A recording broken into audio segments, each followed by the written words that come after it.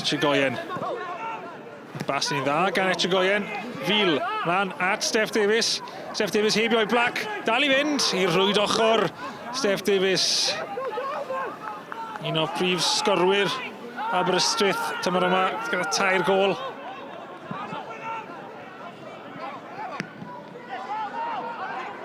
A nawr mae'r bêl mynd mlaen Liam Black. Y rhy araf yn diwedd yn gadael i. A'r bêl yn mynd yn boenus heibio i'r postyn Hewitt. Oedd yr cynnig Woolridge. Mewn at Hulbert, Bradford yn camu mlaen.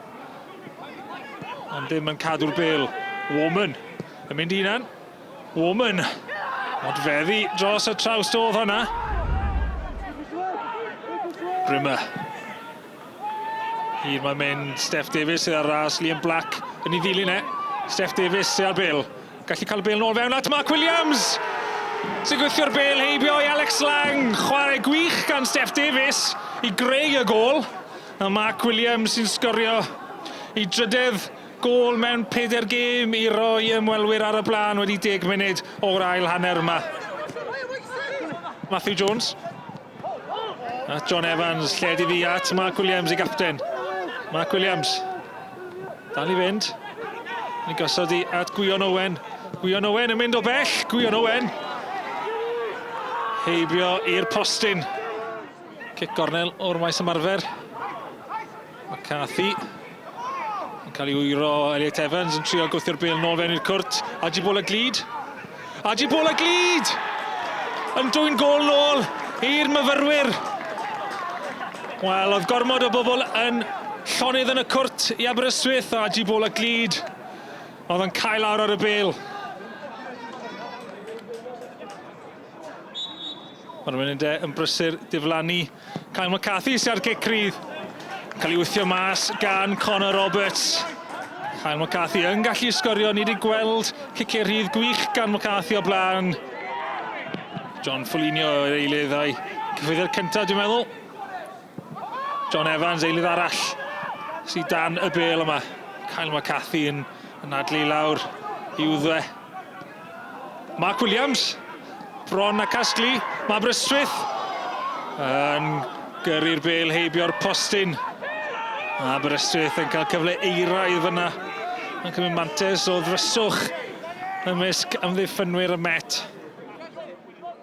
We're very pleased with the performance. You know, Cardiff met a very well drilled side. I felt we dealt with it very well first half.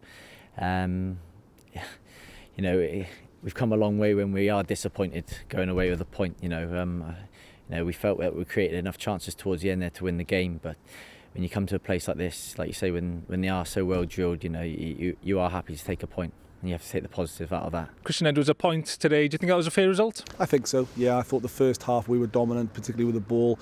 A couple of snapshot chances. Aber really didn't have any chances, and I think it flipped the second half, really. We spoke at half-time about where we felt their ball would come from, which would be a ball long and over the top.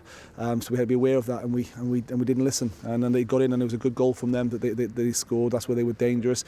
And then Aber, I felt, were the better side in the second half. Although I think give credit to our lads. That we've got back into the game second half with probably the worst corner we've ever had.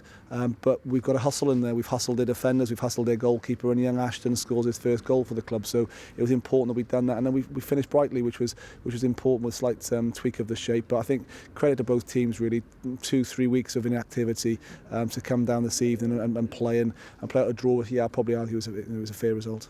You're very much well within reach of the top 6. How confident are you that you can push into that top 6 in the next few weeks? We've been confident right from the start. You know, I think from the outset, Gav has set his stall out with the type of players that we've brought in.